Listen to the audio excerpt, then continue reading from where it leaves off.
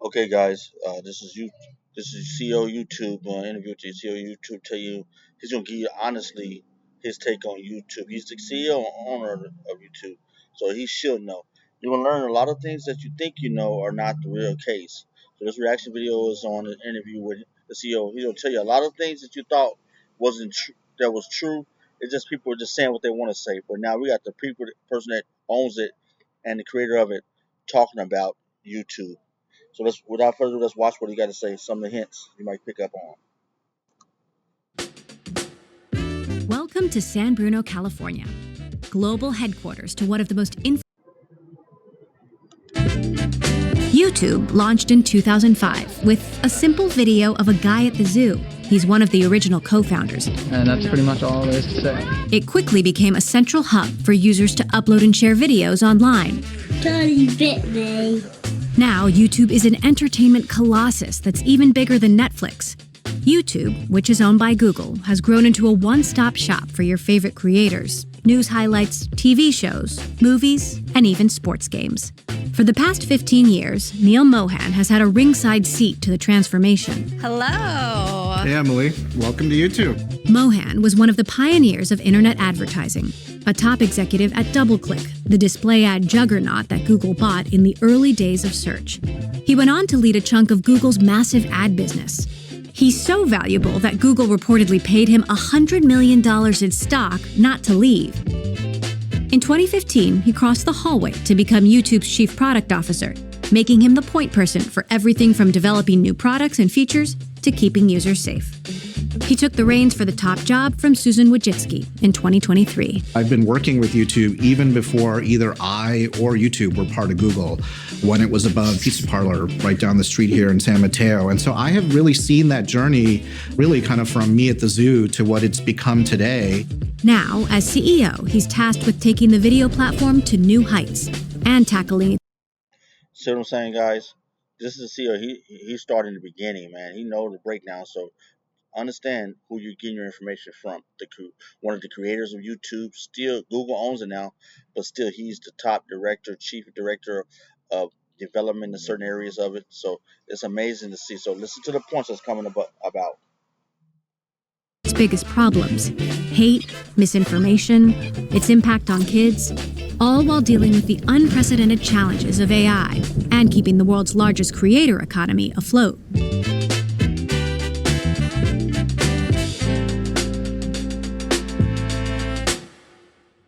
You're now a year into the top job. More than a third of the planet is already watching YouTube. How do you plan to make it even bigger? Really, the way I think about it is, YouTube's really kind of its own sort of unique thing. We're not a social media platform. We're not traditional media in the sense we're not linear television. We're really sort of our own thing. And so if we live up to that vision, we think we're really still in the early days of our growth story and fulfilling what our mission is, which is to give everyone a voice and show them the world.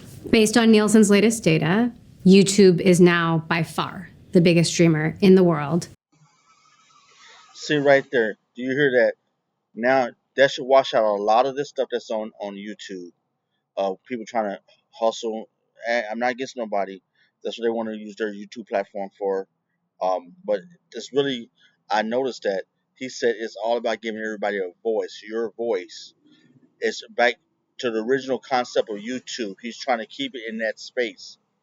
And so that's what it's all about, your voice, developing your voice, your your content, what you want to do. That's the main focus of this platform. It's not, as he said, social media content as the traditional ones. It's his own concept. So remember that. Netflix close behind, and then everybody else drops way down. Hulu, Disney, Max. But you don't get the awards or the critical acclaim. What more does YouTube have to? Sorry guys for the plane. I'm stopping here to do this short video real quick because I really think this is important, because there's a lot of misinformation out there. There's misleading information, and I think this really will help out. I'm gonna just touch on a couple of points with the CEO of YouTube, and I really want you guys to focus on what he's saying.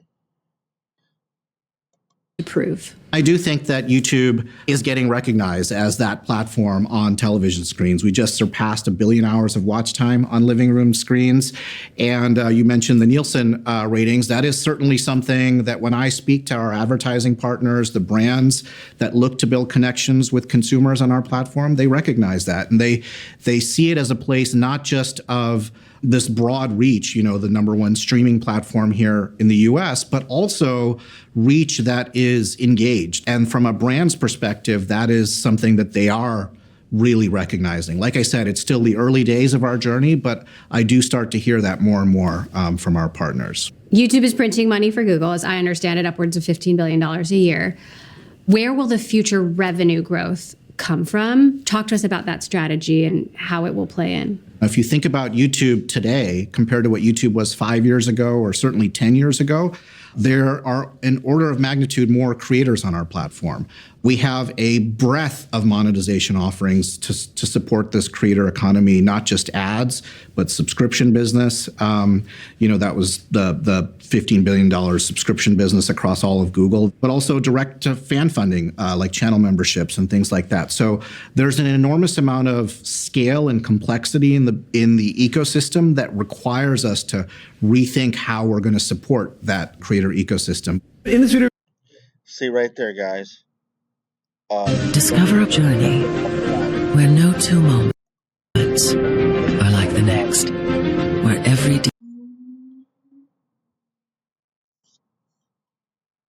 Us going to the next level, and there's so many advertisers. This is going to see so many ways to monetize your channel. If you think about it, it's up to you to see it and monetize and move to the next level. But don't be caught up in the sin. People saying, "I'm quitting YouTube. I'm doing this. I'm doing that." But the reality is, why you're leaving YouTube.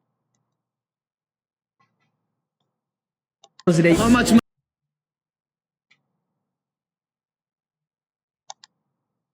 pandemic to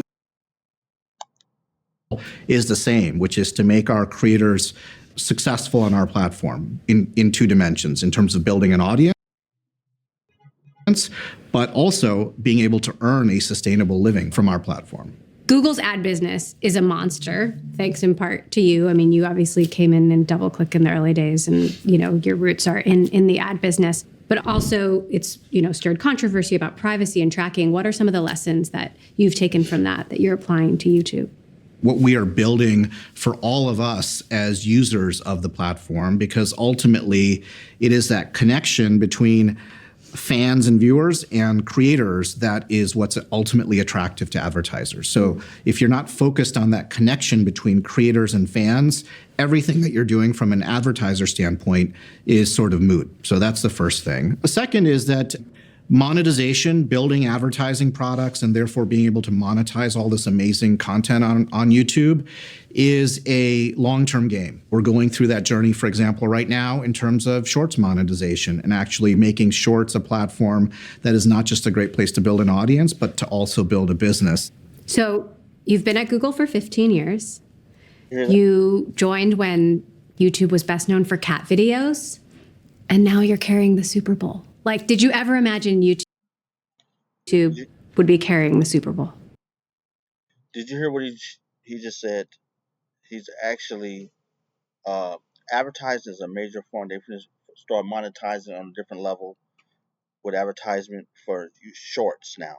Right now, that's in the, so basically he's telling you, he's forewarning you, is ahead. They're gonna focus on Shorts now, like TikTok and other platforms.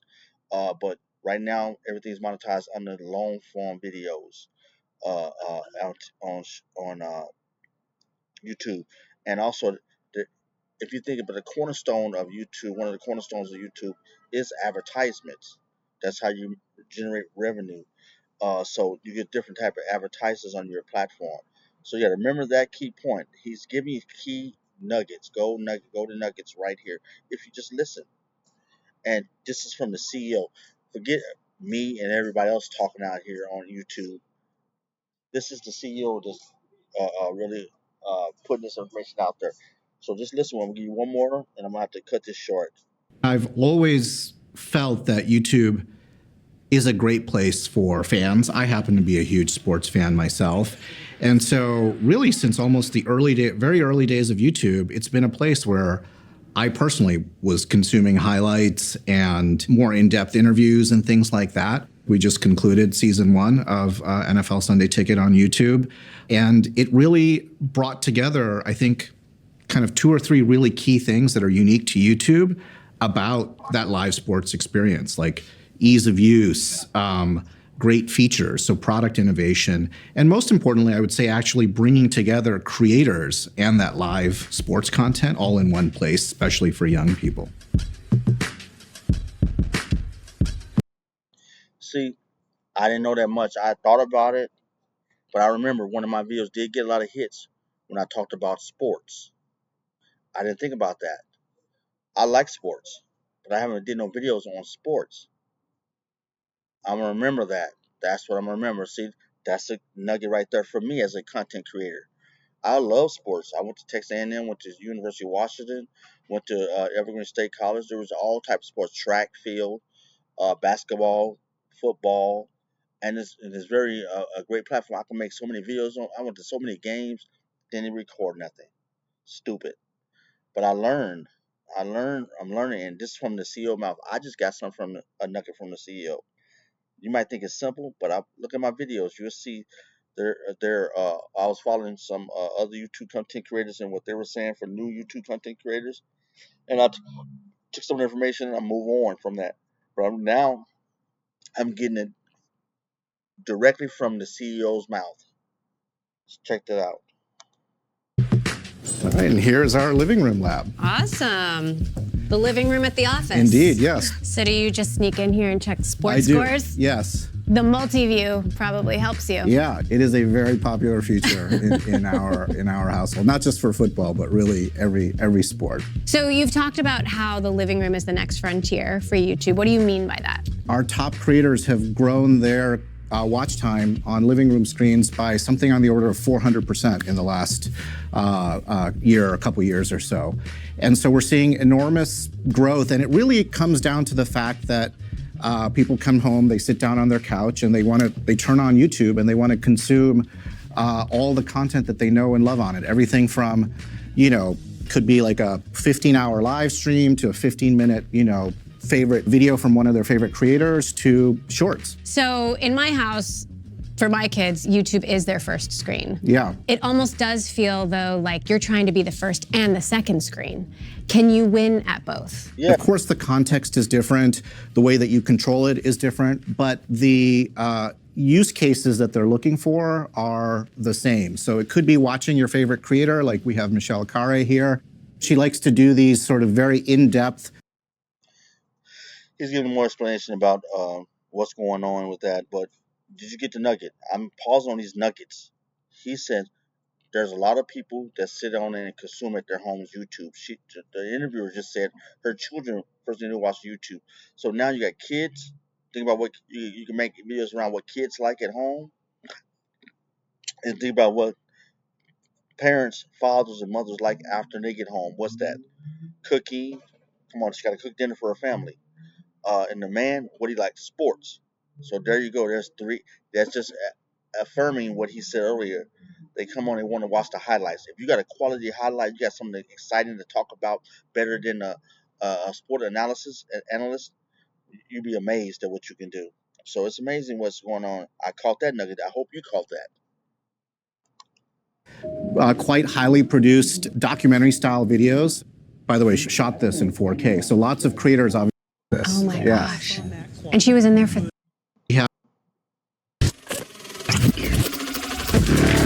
Okay, guys, this is a commercial. I'm going to skip over this. This is the last one I'm going to do because I really want to hear what he got to say.